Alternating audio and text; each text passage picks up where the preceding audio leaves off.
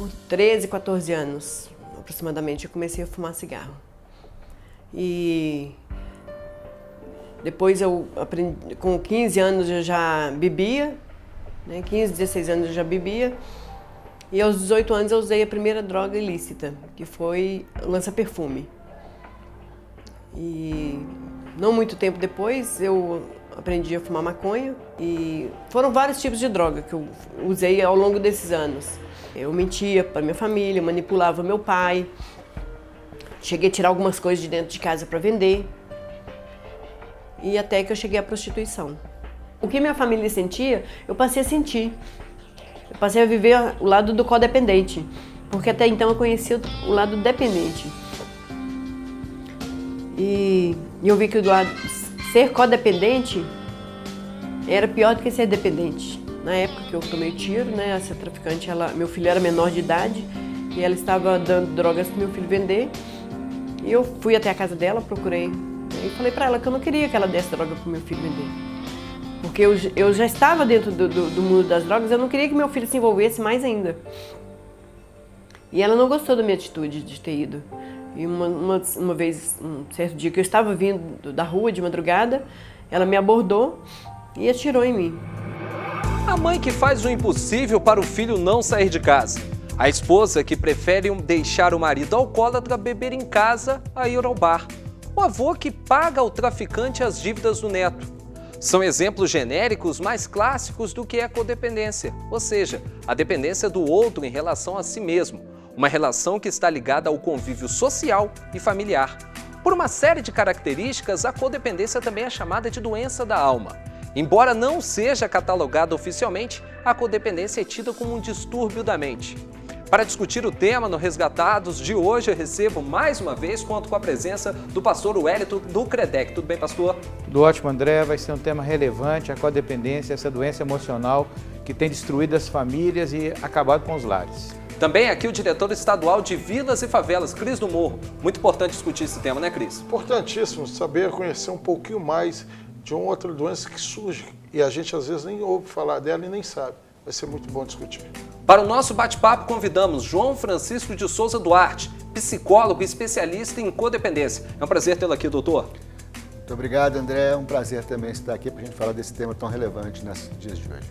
E também Dalvineide Almeida Santos, coordenadora do movimento Mães de Minas contra o Crack. Tudo bem, Dalvineide? Prazer estar aqui de novo nessa casa, falando do mesmo assunto, né, que está sempre as famílias buscando ajuda e nós estamos aí para estar sempre de braços dados com elas. As crises provocadas pela relação dos codependentes e a busca por alternativas para mudar esta realidade são os temas do programa de hoje. Então fique com a gente, o Resgatados começa agora.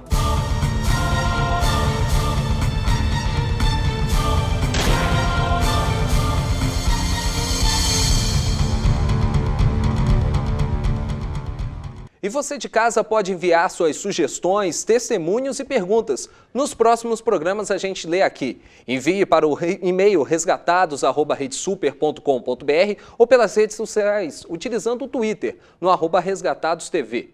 Ou ligue ainda para o nosso telefone, 31 3209 3301. Participe!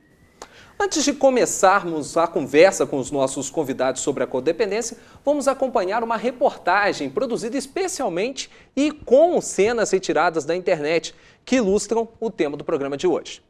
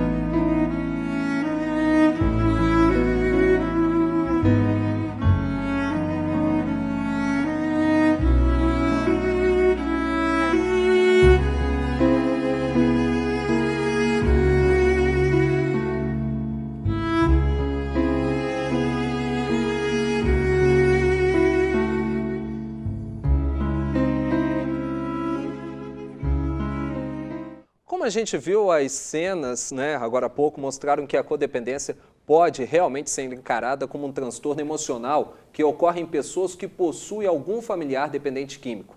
Normalmente, os portadores do transtorno são o cônjuge, o pai, a mãe e outros que vivem em função do dependente. Ou seja, dedicam a maior parte do seu tempo em função de ajudar a pessoa a ponto de deixar suas próprias atividades de lado. É uma situação bem complicada, né, pastor Wellington? Tudo isso, dessa codependência, ataca a família toda, né? Eu costumo dizer que vai além, porque atinge também o papagaio, o cachorro, ou seja, o vizinho que viu aquela pessoa sendo criada, né?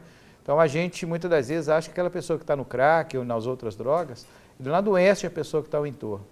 E a gente, ao longo do tempo que a gente vem tratando a questão da dependência química, a gente vê essa questão grave dessa questão emocional, porque se a família não trata, não adianta simplesmente a pessoa largar as drogas. A família, num todo o contexto, ela tem que tratar essa questão da codependência, que é uma doença emocional grave e que eu creio que hoje as igrejas e a Rede Super, ou seja, programas resgatados, nós vemos, na verdade, trazer à tona essa questão para a gente poder ajudar, né, João Francisco? Como que você tem visto?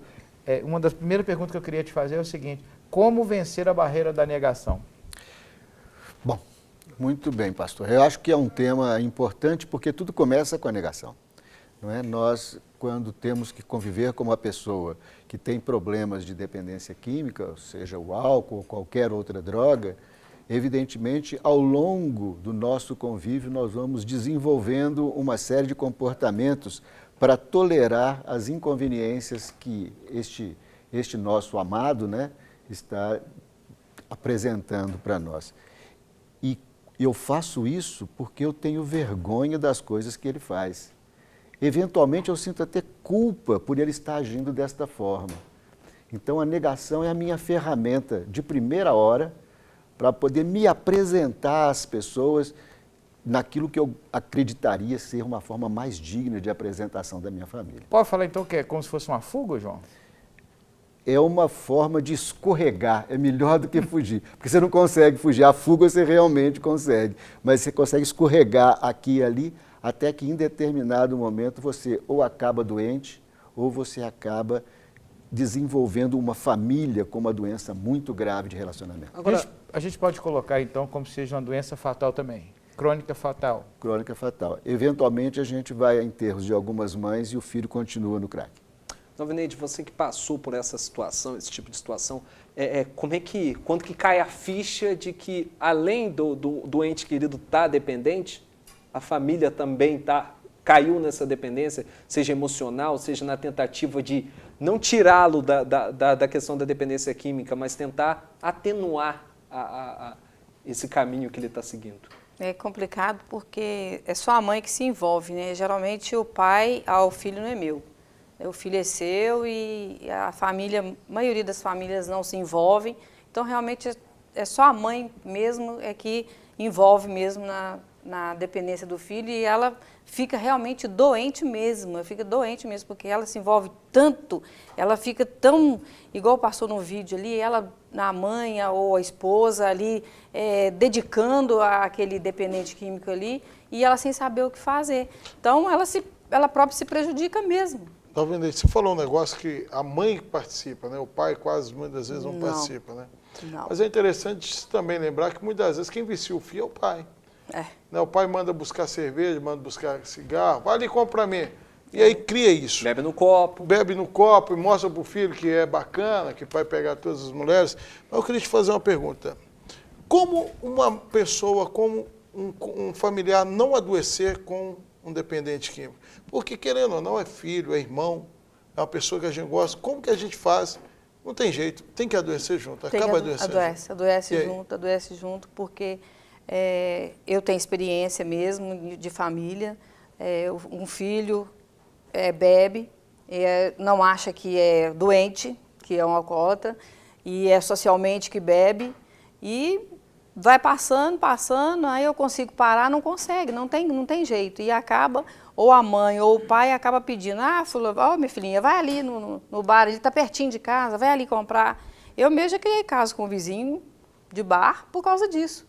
Porque minha neta foi comprar e eu falei, se você vender, eu vou denunciar você. É, né? Agora, Já João, denunciei.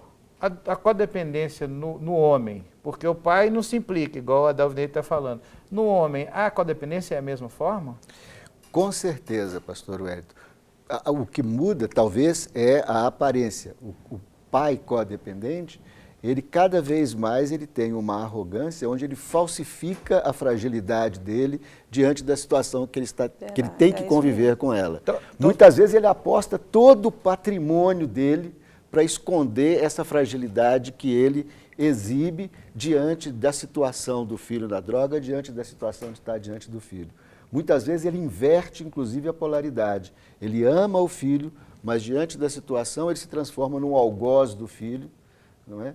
E sofre por causa disso, absolutamente. Porque é muito interessante a pessoa que está do outro lado, ela deve estar pensando assim, mas está o especialista aí falando, eu queria que você comentasse que se você for um codependente, por isso que você se envolveu nesse projeto, né? Da mesma forma, depois de tratar, então eu queria que você trouxesse isso um pouquinho, porque muitas das vezes está aqui um pai, um homem, e que tratou a questão da codependência e se envolveu num processo para poder tratar outros. Como que é isso? Como foi isso, João? No início eu não sabia muito, hoje, depois de estudar um monte de coisas, eu tenho outros horizontes para classificar esse meu comportamento. Mas hoje eu entendo que é um comportamento familiar que fica exacerbado, aumentado, na hora que você tem uma pessoa na família que te atrai e desta atração você cria esse link, né, essa ligação doentia com os desejos e necessidades desta pessoa e abre mão das suas próprias. A diferença entre o pai e mãe, se a gente pode bem caracterizar, é que a mãe às vezes desenvolve um pouco de histeria, não é? E alguns comportamentos um tanto desorganizados no cuidado pessoal. E o pai apenas infarta. O pai então só o que aconteceu comigo. E foram só 3 infartos até agora. Pastor, só para a gente ilustrar um pouco mais sobre como que é essa questão, como é que é a vivência, a realidade, eu fui às ruas e produzi uma reportagem acompanhando, mostrando como é que é a realidade de quem vive a codependência. E também trago para você, telespectador do Resgatados, dados sobre essa doença. Confira.